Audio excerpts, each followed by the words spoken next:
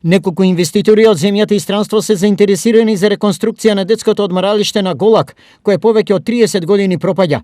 Интересот го потврди градоначалникот Горан Трајковски, откако неколкумина од заинтересираните се обратиле и лично до него. За мене како градоначалник е битно што таа заинтересираност веќе почнува да се движи со конкретни мерки, односно голем дел од тие луѓе сега имаат некако, како да се изразам, како надпревар помеѓу нив за кој да стигне да биде како концесионер или било што во наредните 30 години, 40, за да може да стопанисува со ова детско одморалиште позади нас.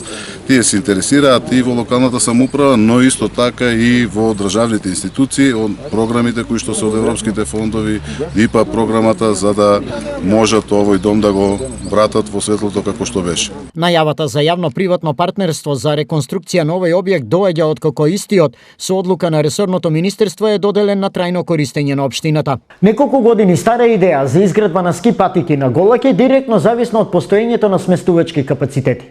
Досега неколку обиди за развој на зимски туризам на Голак пропаднаа поради отсуство на објект за сместување. Реконструкцијата на одморалиштето и изградба на нови сместувачки капацитети е базата за развој на планински, но и ски туризам на Голак.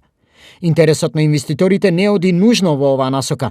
Дел од нив биле заинтересирани за тоа објектот да стане детско одморалиште или да се адаптира во хотел, но има и такви кои во него гледаат потенцијал за изградба на дом за стари лица.